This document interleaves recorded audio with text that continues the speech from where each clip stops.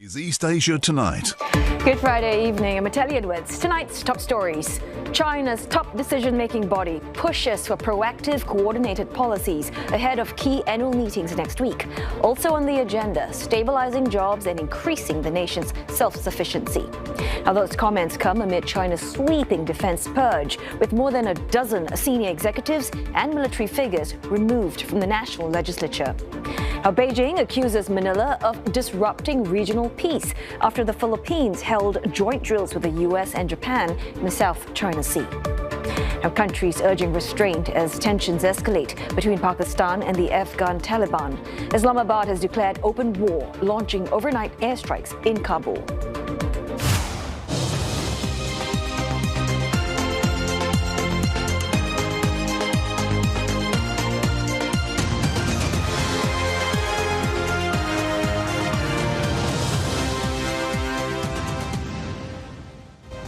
Also tonight, China is aging fast, but online, growing old is getting a makeover. Silver-haired influencers, hip and fashionable, redefine what it means to grow old. And China's visa-free entry for Russians sounds like a win for Chinese border cities such as Suifenhe, but does the policy deliver?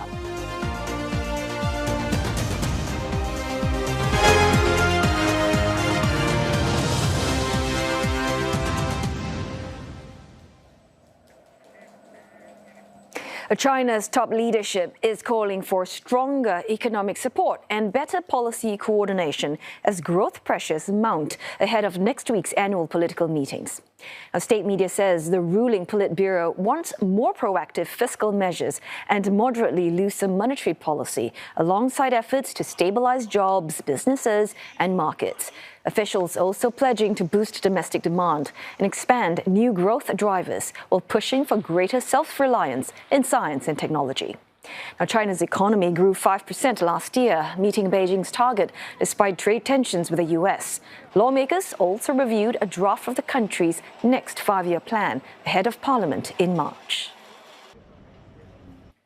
And just as Beijing gears up for the highly anticipated two sessions, the country's legislature dismissed 19 lawmakers, including 9 military officers, in a sweeping corruption purge launched by Chinese President Xi Jinping. Now, among those left off the list, former Navy Commander Shen Jinlong, who had served as the head of the PLA Navy from 2017 to 2021. And Ground Forces Commander Li Qiaoming, who has been in charge since 2022. Now, no reasons were given for their removal. Also, 2 high-profile Chinese officials were relieved from their posts: Emergency Management Minister Wang Xiangxi and head of the top military court, Liu Shaoyun. Now, the anti-corruption watchdog had put Wang under investigation last month. No reason was provided for Liu's removal. Right, for more, let's bring in CNA senior China editor Olivia Seong live from Beijing. So, Olivia, just how unusual is this to have happened just before the two sessions? Well, I'll tell you, the move came procedurally at a planned meeting of the National People's Congress's Standing Committee, referring to China's top legislature. It was a 2-day meeting where lawmakers focused on preparing the agenda for the upcoming gathering during the two sessions, which begins next week. So the timing itself isn't random, but what's getting people talking is the substantive and the outcome of those meetings, even though there was an inkling that the qualifications of some deputies were going to be reviewed. That had been on the agenda.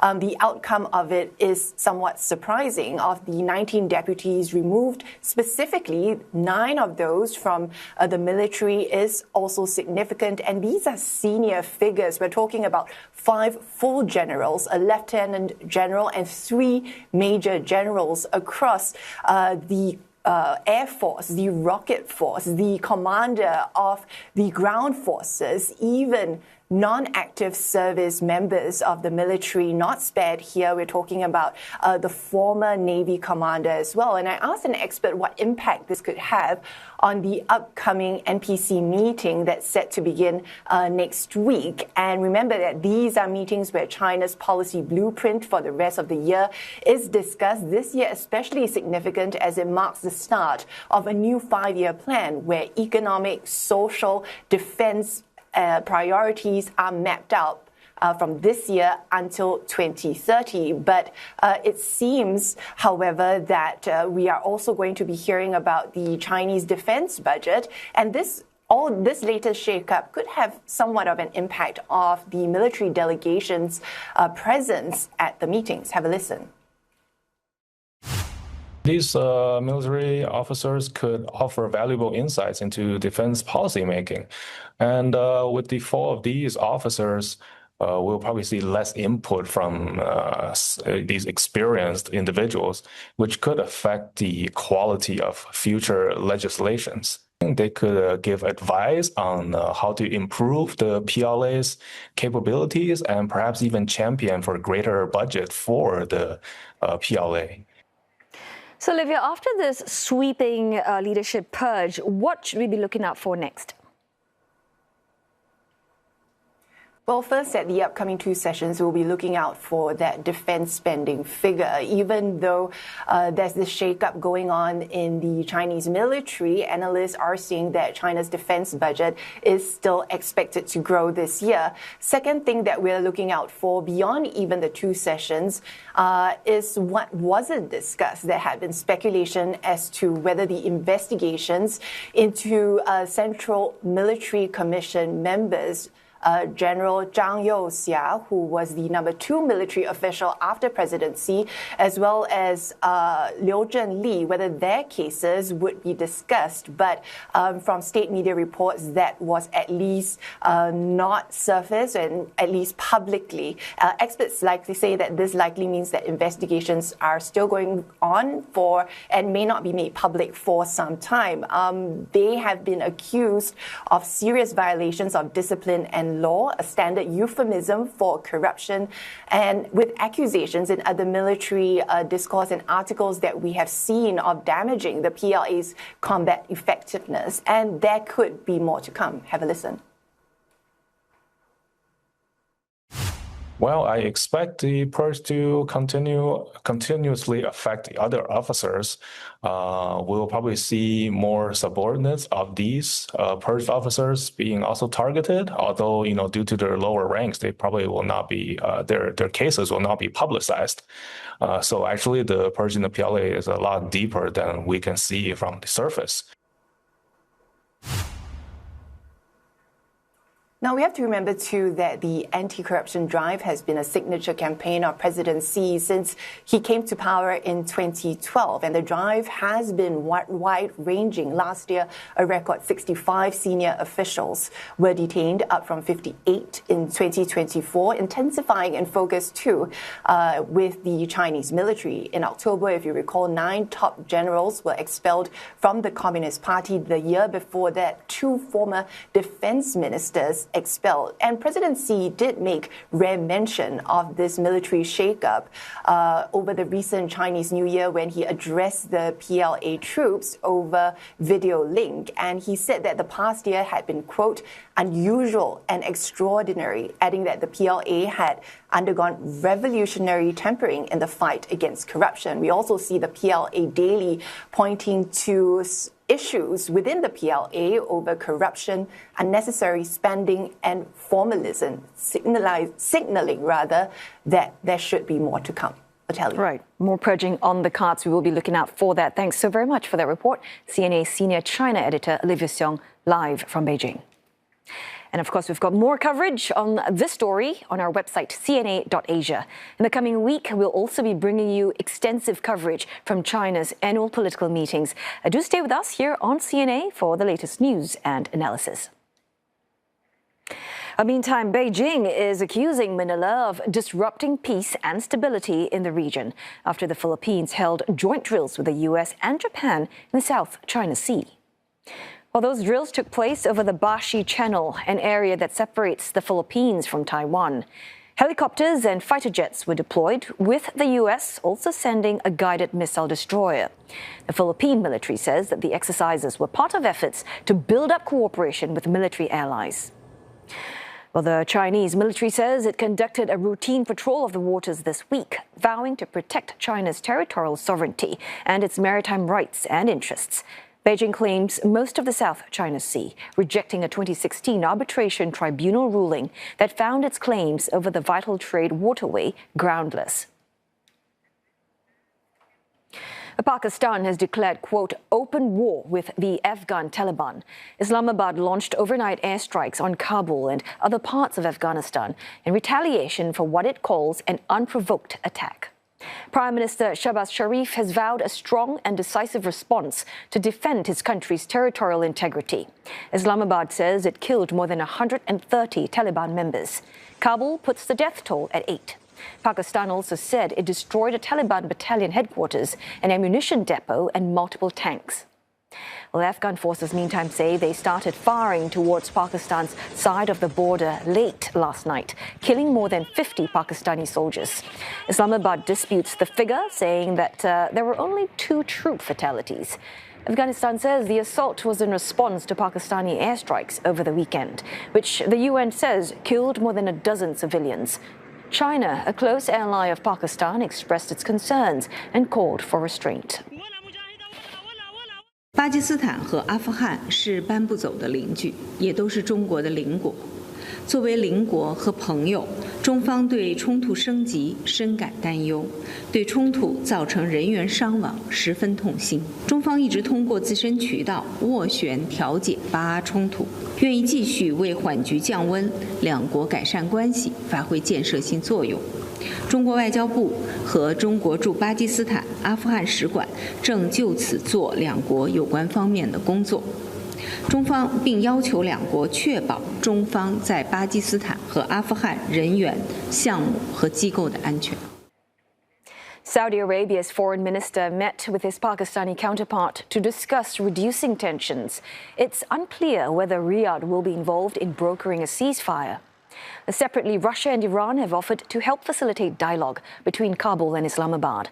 The United Nations also weighed in, warning that further escalation could shatter a fragile ceasefire.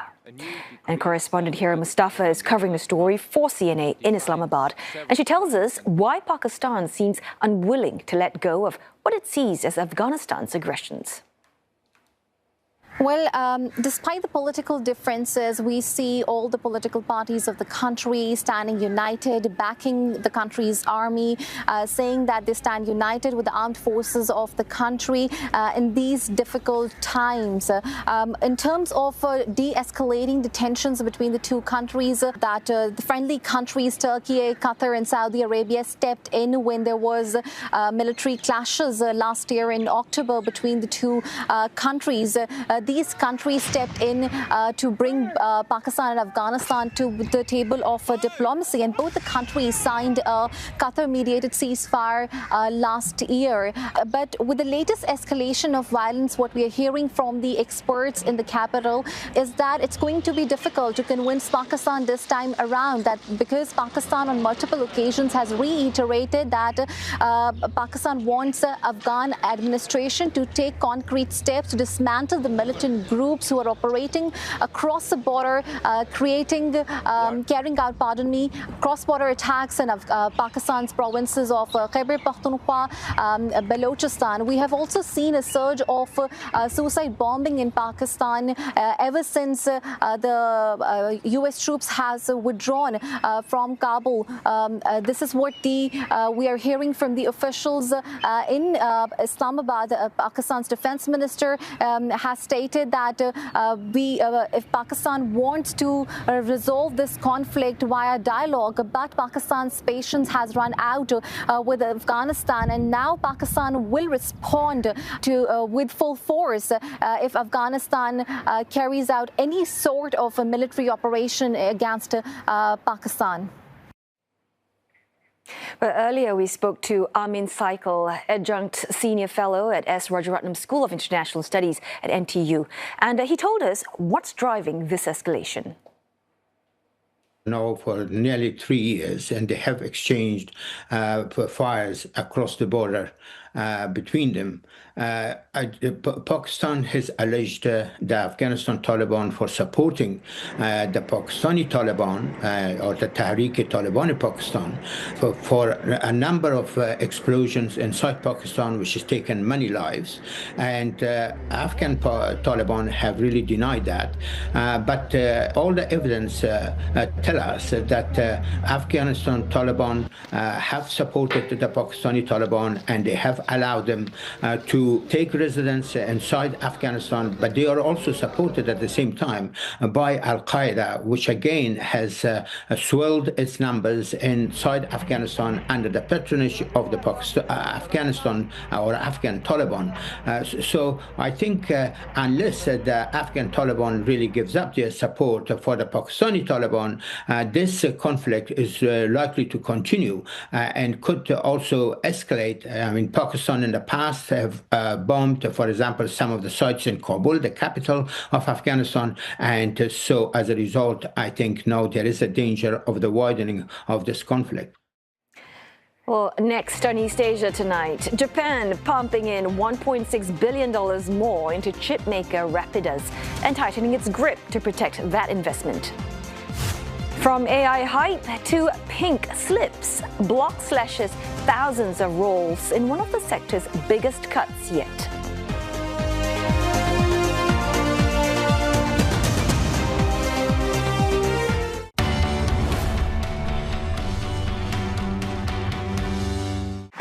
On its biggest stage, China made a statement to the world at this year's Spring Festival Gala. Chinese robots are coming. 发展的进程超出我们的想象。 The race is on to build AI-driven autonomous robots. We are seeing more and more powerful humanoid robotics solutions that can resolve complex tasks. Does China have what it takes to lead the robotics contest? 我们有能力把人形机器人的量产推动到10万台或者100万台。 Inside Thursday on CNA. Hello. Someone special. Babe, 99. Someone who dresses in like very expressive colors. I need you to not be a yes man to me. What does it mean to have an AI companion? What do you think? Getting some background vocals could elevate the song.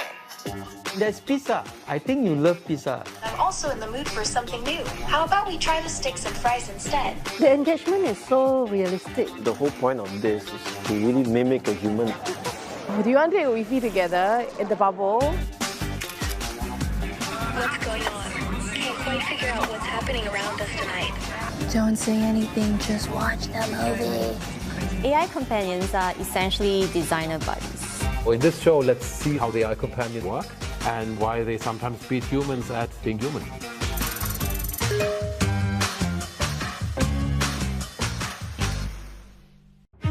Witness stories of resilience and ambition unfold across Asia this March on CNA.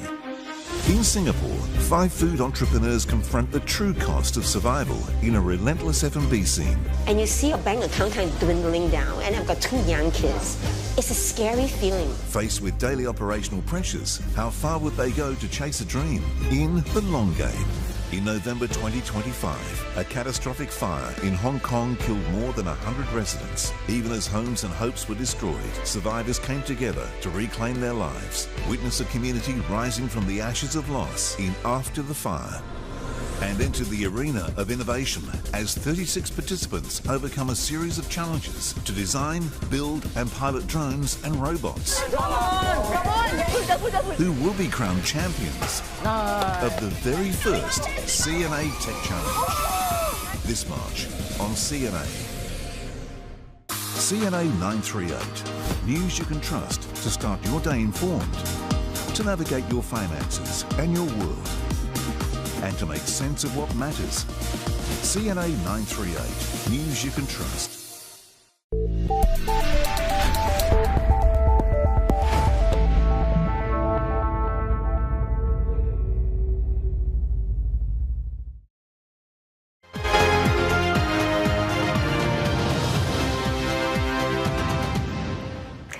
Hello again. It's now time for your business news. Japanese equity benchmarks closing at record highs. Nikkei jumped 10.4% in February, its strongest monthly gain since October 2025, after Prime Minister Sanae Takaichi's landslide win fueled expectations of major fiscal spending. Now, the broader topics also mirroring Nikkei's leap, posting its biggest monthly rise since November 2020. Well, analysts say that investors are betting on double-digit profit growth for domestic firms in the coming fiscal year. Now, turning our attention to South Korea's National Pension Service. Well, it has recorded its strongest ever annual return in 2025. The $1 trillion pension fund reported a total return of 18.8%, all thanks to the rally in South Korean AI-related stocks. And it also surpassed its high-water target of 15%. Now, that's a mark determining a fund's highest value and when managers get paid performance fees.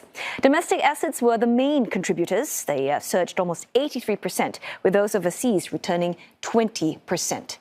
Now, the National Pension Service has since recalibrated its asset allocation for 2026, following repeated record-breaking rallies in the benchmark Kospi index. It has climbed almost 45% in 2026 and is among the world's top performers. The fund will be aiming to increase its exposure to domestic shares while reducing its overseas holdings by $20 billion. And as of end November last year, international investments occupy about 38% of its portfolio, while local equities hold some 18%. Now, global investors are also cashing in on gains in South Korean equities. They offloaded a record-breaking nearly $5 billion worth of shares today. Analysts say it's largely a month-end rebalancing and profit-taking, and are maintaining that most Korean shares remain undervalued. A car trading platform, Dongcheri, popularly known as D-Car, is considering going public in Hong Kong. It could list as early as this year. That's according to Bloomberg. The ByteDance-backed company could raise between $1 billion and $1.5 billion from the offering. In a private round valuation, D-Car was valued at almost $3 billion. Dongcheri previously raised almost $600 million in 2024 from a group of investors, including KKR, HSG, Garong Ventures, and General Atlantic. Gaming giant Nintendo plans to unwind strategic shareholdings, with MUFG Bank and Bank of Kyoto set to sell their stakes in the Super Mario Maker. The sale will total about $2 billion. Nintendo also plans to spend up to $640 million to buy back as many as 14 million shares. Japanese regulators have been pushing companies to unwind cross-shareholdings, saying that they hinder good corporate governance and insulate management from shareholders. Toyota also announced a similar move yesterday. Well, Japan is investing another $1.6 billion in state-backed chipmaker Rapidus under a new funding structure, as Prime Minister Sanae Takaichi steps up efforts to boost domestic semiconductor production. Well, this latest funding, spread over the next 2 financial years, moves Tokyo closer to its goal of providing around $19 billion in total support to help Rapidus mass-produce next-generation 2-nanometer logic chips. The government has also put in place safeguards to secure its investment in the state-backed venture. It will initially hold about 10% of Rapidus's voting shares, with the option to raise that stake to a majority if the company runs into financial or operational trouble. Analysts say the move signals a more aggressive industrial policy as Japan seeks to regain ground in the global semiconductor race. Rapidus was set up in 2022 to build homegrown advanced chip-making capacity. Tokyo is also courting foreign players, including TSMC, to strengthen its domestic ecosystem. A Hyundai Motor investing $6.3 billion to build an artificial intelligence data center, a robot factory, and other developments in South Korea. Now, the automaker is accelerating its push into the new technologies. And the largest share of that investment, about $4 billion, will fund a new data center equipped with 50,000 graphics processing units. Another $270 million will go towards Hyundai's first robot factory in the country, set to mass-produce wearable and industrial robots. The automaker is pivoting to growth areas like AI, robotics, and self-driving technology, as its core car business faces pressure from U.S. tariffs, Chinese competition, and slowing EV demand in North America. Now, its Boston Dynamics unit recently unveiled a production-ready version of its Atlas humanoid robot to be made in the United States. Well, investors cheering the investment plan. Hyundai's shares rally nearly 11% to an all-time high. Well, even as billions are poured into advancing artificial intelligence, concerns about its impact on jobs are becoming more real. Block, the company behind Square, Cash App, and Afterpay, is cutting nearly half its workforce, betting that AI will reshape the future of labor productivity. And more than 4,000 people will be laid off, cutting the workforce to just under 6,000. The move underscores just how the AI boom is shifting from hype to real workforce disruption. Just earlier this week, fears that artificial intelligence could eliminate jobs and even replace entire companies rattled markets. Analysts say Block's deep cuts may fuel those concerns. AI is already reshaping roles across the tech sector, with companies including Amazon, Meta, Microsoft, and Verizon announcing significant reductions over the past year. Block says it chose one major round of layoffs instead of multiple smaller cuts. CEO Jack Dorsey, who co-founded Twitter, believes the company is moving ahead of the curve. Well, Dorsey alluded to artificial intelligence tools as the reason for the cuts in a letter to shareholders, and says that he sees a majority of companies following suit in near future.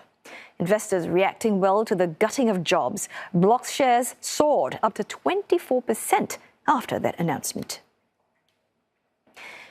Meantime, Singapore is looking to deepen collaboration with Japan in areas such as the digital economy, green transition, and emerging technologies, as both nations celebrate 60 years of diplomatic ties.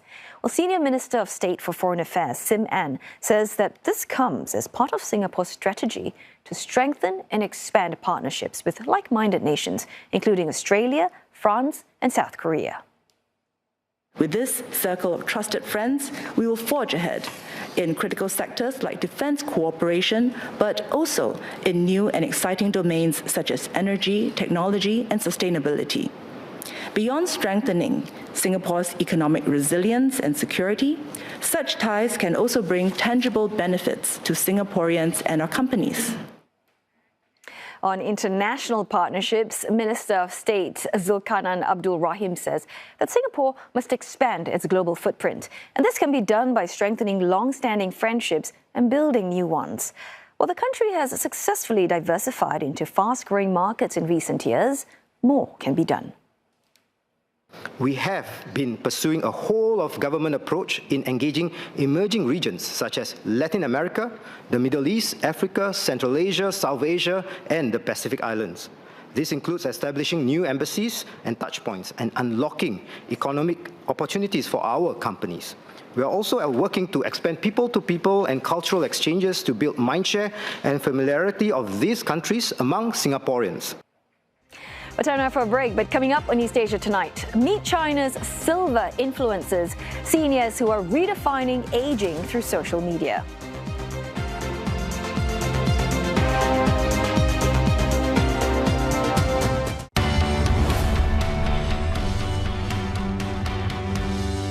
The weather brought to you by Nippon Paint.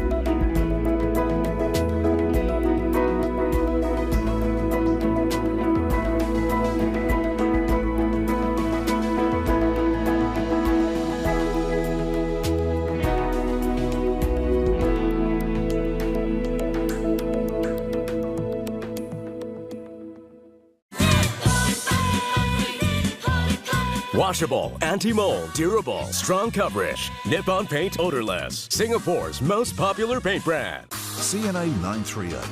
News you can trust to start your day informed, to navigate your finances and your world, and to make sense of what matters.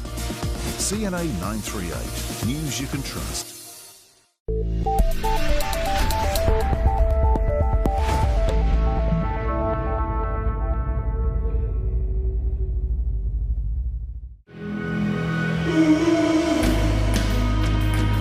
Biodiversity is booming, which is inviting for some local foragers and farmers who embrace edible wildlife. We're the largest organic banana grower in Singapore. This is a gem. Amazing. So the mulberries are from the garden. No, that's delicious.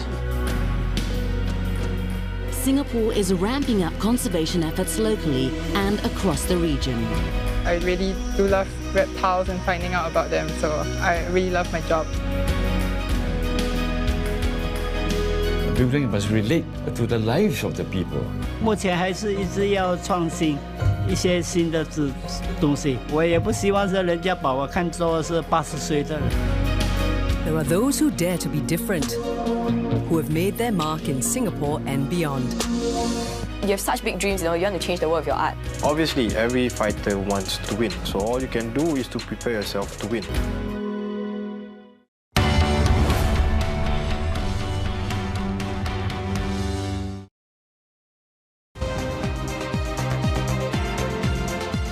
Hi again, this is East Asia Tonight, and here are the headlines we're following.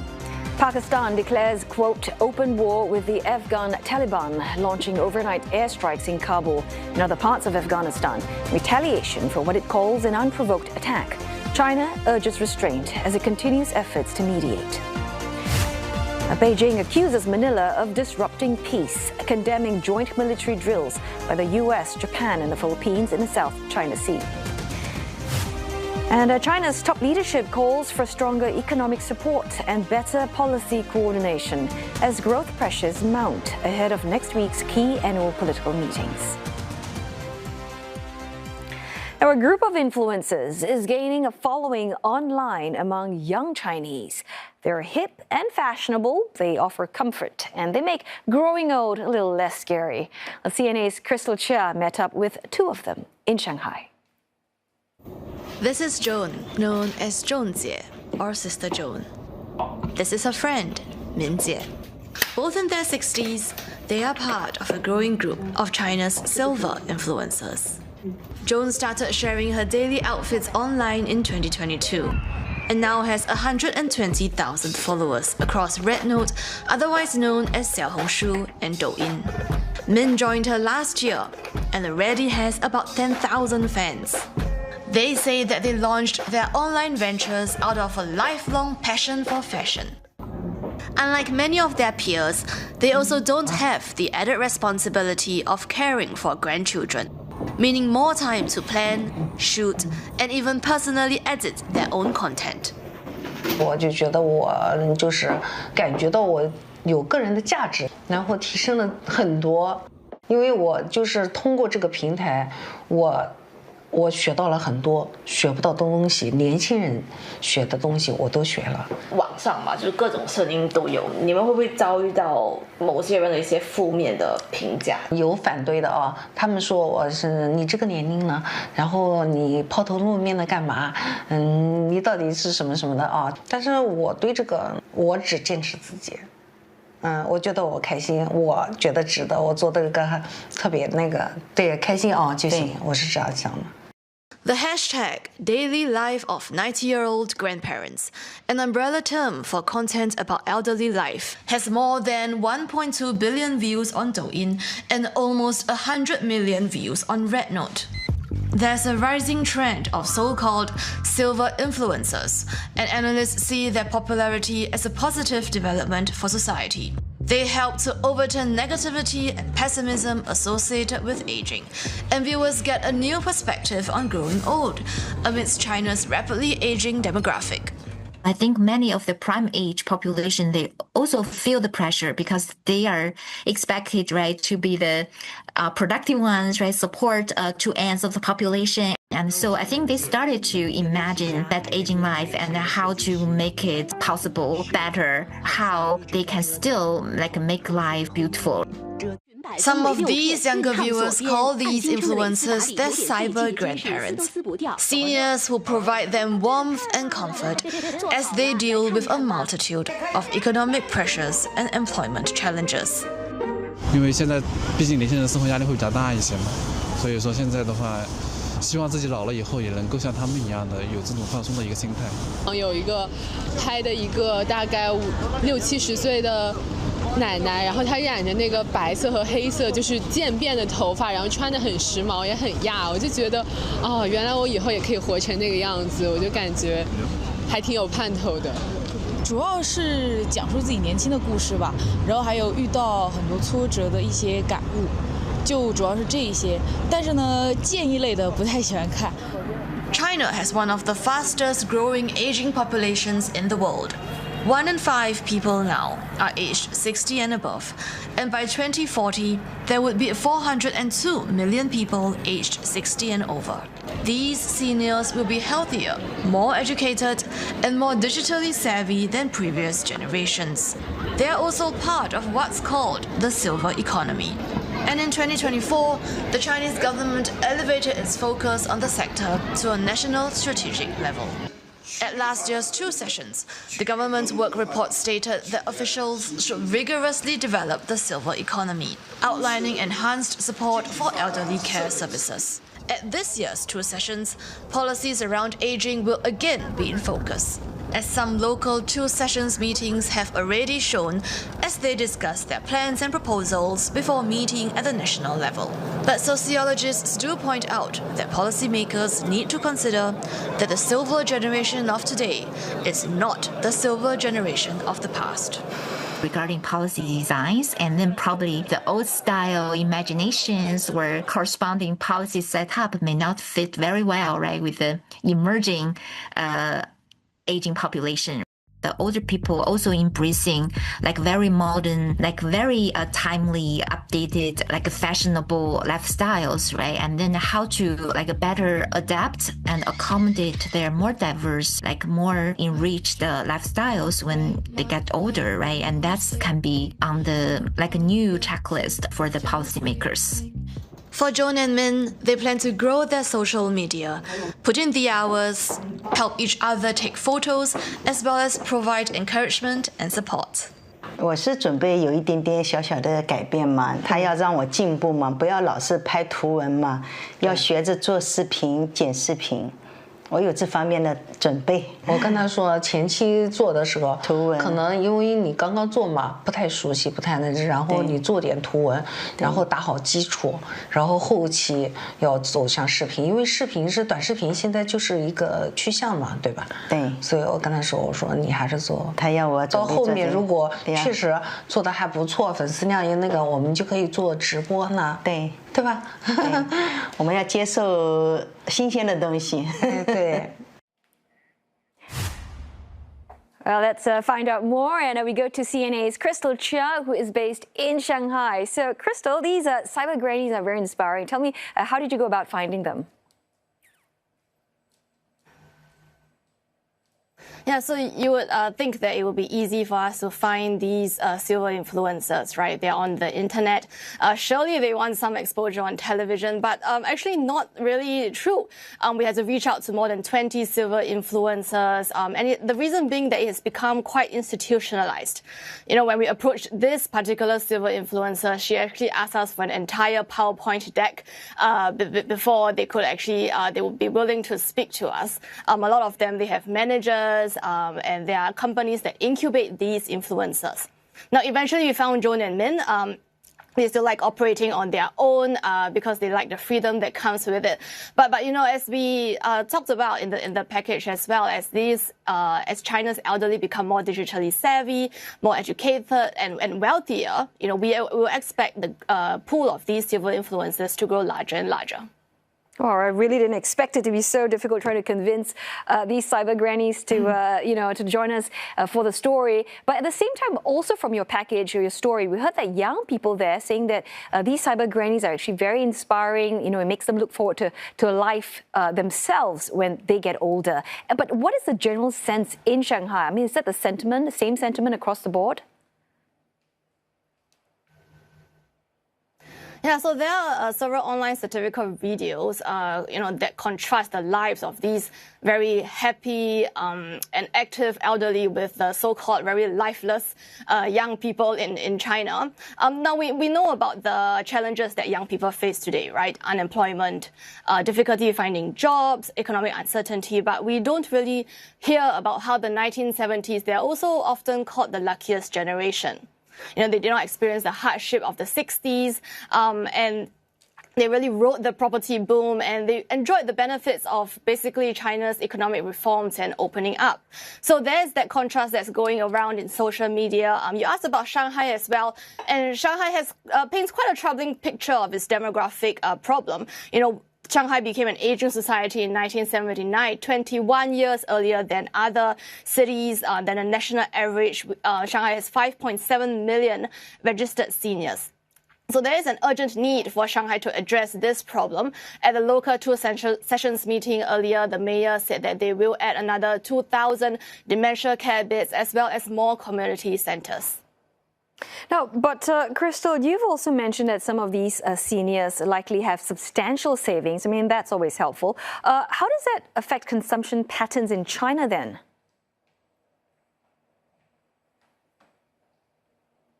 Yeah, so we are still in the midst of the traditional 14-day Chinese New Year period. One thing that's come up that's quite interesting is that we are seeing a lot of reverse chun-yun. So we know that during the Spring Festival, a lot of children, they leave the big cities where they are working in. They go to their hometowns, such as the third or fourth tier cities. But this year, we see the parents coming to the big cities to celebrate with their children. And another thing that has emerged recently due to this rapidly aging demographic is really new jobs, We see this job now called page, which translates to medical companions, youths or young people of working age, going to take these elderly to their health checkups, to go and see the doctors, as well as professional bathing caregivers who help some of these elderly who might not be so mobile take a bath. Now, the next development that we might see, apart from more and more jobs coming up, is like these kind of jobs becoming more official. For example, roles like elderly care service specialists and long-term care attendants, they are now being standardized with national frameworks and certification, potentially attracting younger workers and with better pay. I really enjoyed that story. Thanks so much for that. CNA's correspondent Crystal Chia live from Shanghai. Well, next we're going to go for a short break, but coming up on East Asia tonight, visa-free travel for Russians may have reinvigorated this Chinese border city, but challenging global headwinds may leave businesses waiting for a boom that may not come.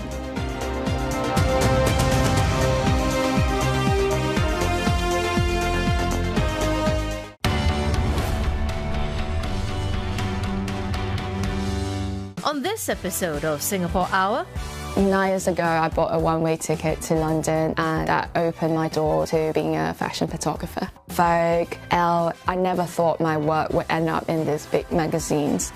Curious about Singapore while you're here on a short stay? Follow my itinerary for a quick venture on the flip side of this city.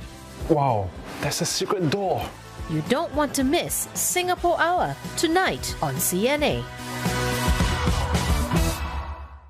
Saturday on Japan Hour. When you cycle around Hokkaido, you got to eat the amazing seafood. Enjoy the wonderful onsen. Smell the minerals and the ion. This is what Japan is all about. And meet the indigenous people of Hokkaido, the Ainus. Yay! Nice to meet you. Japan Hour, Saturday on CNA. Japan Hour is brought to you by Sumitomo Corporation. MUFG, committed to empowering a brighter future. Zip Air, no fuel surcharge from 216 Singapore dollars. And IHI. Hi guys, Adam's here, fighting from 300,000 in debts to 0 debts. Is to be accountable to myself, because once I post my journey out there, everyone will be watching my journey. Like I do what I say. They require me to pay $600 a month.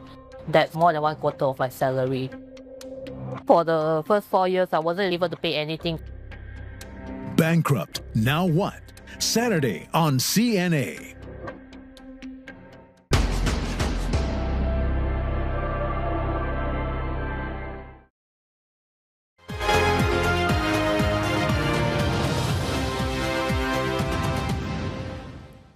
Well, months after China opened visa-free travel to Russians, one border city is taking stock of what warmer ties really mean on the ground.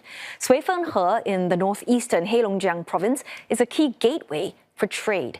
But while movement is picking up, prosperity has proven harder to come by. Well, CNA's Lee Kim-seong has this report. Suifenhe sits along China's northeastern border with Russia. It is one of China's most important land ports, and it takes less than 20 minutes to reach the border from the city center. The region has been linked by rail since the late Qing dynasty, a testament to its importance. Trade with Russia reached nearly $3.1 billion, or some 21.5 billion yuan, in 2023 alone.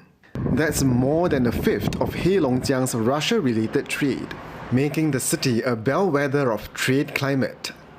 And with visa-free entry running both ways since December, locals are waiting for a boost in visitors. Here at the departure terminal, it's not busy, but you do see a steady trickle of Russians arriving and making their way out, a sign that the policy is taking effect, even if the surge some expected hasn't arrived. Before the COVID-19 pandemic, Suifenhe saw more than 300,000 Russian visitors a year. While tourism numbers have yet to fully recover, many here believe that the visa-free policy could help revive cross-border travel. Many are also returning for practical reasons, not just for leisure. И сравниваем цены примерно в России и в Китае, сравниваем модели тех же самых кухонь, ванны, сантехники, и здесь классного качества, современное, красивое можно купить. Но в целом, если сравнивать, например, вот сегодня мы смотрели сантехнику, да, и обычный унитаз, инсталляция кнопка более-менее хорошего качества в России примерно обходится 45-48 тысяч. А подвесной, который вот умный унитаз, который сам с подмывами, совсем с подогревами, совсем, ну, 2700 юаней можно купить, ну, плюс... Russia's imprint is visible across Suifenhe, from shop size to street food. More than 2,800 foreign trade enterprises are registered here, with about 80% tied to Russia-related business. Shopping aside, livelihoods here have been reshaped by a shift in geopolitics, prompted by the Russia-Ukraine war. After Western brands left Russia, demand for Chinese vehicles surged, turning border cities like Suifenhe into major export hubs. China exported more than 400,000 used vehicles to its neighbor in 2023. That's more than 5 times compared to the previous year. The evolving trade dynamics also made doing business more challenging.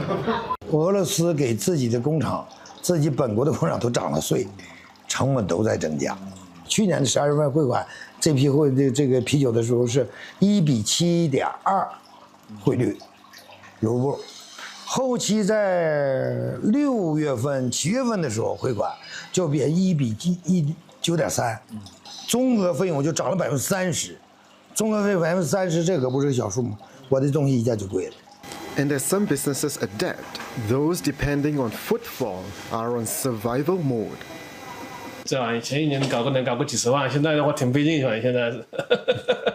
也就是说实在的，我们也是队伍有点新货老货，他妈带着卖，也是队伍干，现在也是。反正挣不多，反正现在也是。你平时现在咱们这个商场的话，一天能有那100-200个毛子啊，你就是平时看不着人。你100个烂毛子，你这么多层，你分就没啥玩意了，是不是？毛少，非常非常少。To boost tourism and spending, local authorities have rolled out measures, including car rental promotions and bilingual services at key attractions. Some businesses believe these steps will help over time. 政策变成经济是需要时间的，所以免签对我们的影响就是我们能看到走到这条街上的俄罗斯人确实更多一些了，但是走到店里面来，实际上转换成消费的，跟之前的变化还没有很明显。但我觉得之后应该会，所以我对这个还是很乐观的一个态度，因为可以说之前也看过几次政策的风向，并且最终得到了验证。 For Swifenhe, warmer ties and visa-free travel with Russia have brought some life back to the border area. But it will still take time to see whether lasting prosperity can be achieved. And that was just part of the picture. Our in-depth story on CNA's website, cna.asia, examines why the long-awaited retail boom hasn't returned to Swifenhe and how policy changes are playing out beyond tourism. Well, lots to unpack here, so let's bring in CNA's China correspondent Li Gim-seong live from Beijing. So, Gim-seong, you were actually on the ground in Swifenhe getting a feel of things. Tell us what was the mood like after visa-free travel kicked in? Yeah, so what really stood out to me was that movement is back at this border city. So with visa-free travel now in place on both sides, people can simply turn up at the border with a passport and cross over for leisure. And you can feel that shift in town. So merchants told me they are seeing more day trippers from Russia compared to before. I also noticed new shops and restaurants being renovated and fitted out, clearly positioning themselves for what they hope will be more visitors. And local authorities are also trying to build on the momentum, rolling out product fairs and making it easier for Russian visitors to rent cars and explore the city on their own. When I spoke to Russian tourists in Swifenhe, many said they were stocking up on daily essentials, food, clothes, not just because prices are lower, but also because there's a wider range here in China. But at the same time, shopkeepers were very clear this is not a boom, at least not yet. One shop owner told me he used to restock every 2 weeks in the past when business was booming. Now he barely worries about running out. So the mood is cautiously optimistic. People are coming back, but they're spending carefully. Visa-free has definitely opened the door, but the policy hasn't delivered the kind of strong rebound businesses expected, and that is clear. Okay, so not a boom just yet. But Gim-seong, I just want to zoom up a little here and talk about the war in Ukraine and all those sanctions on Russia. How has that reshaped what's happening in Swifenhe? So to understand what's happening in Swifenhe, one has to look at the broader backdrop. Since Russia's invasion of Ukraine and the wave of Western sanctions that followed, Moscow has redirected much of its trade eastward, and China has become a key partner in that shift. On the ground, that's very visible. For instance, after Western car brands pulled out of Russia, there's been a sharp increase in Chinese vehicle export. I constantly saw trucks and trailers there hauling cars across the border.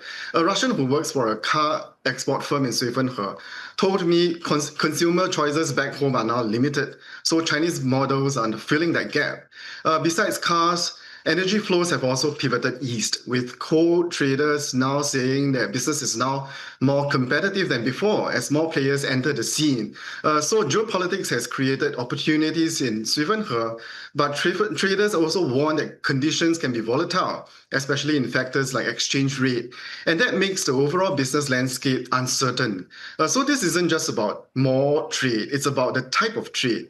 Before, Swifenhe was more retail and tourism focused. Now it's increasingly logistics, cars, energy, sectors tied directly to sanctions and supply chain shifts.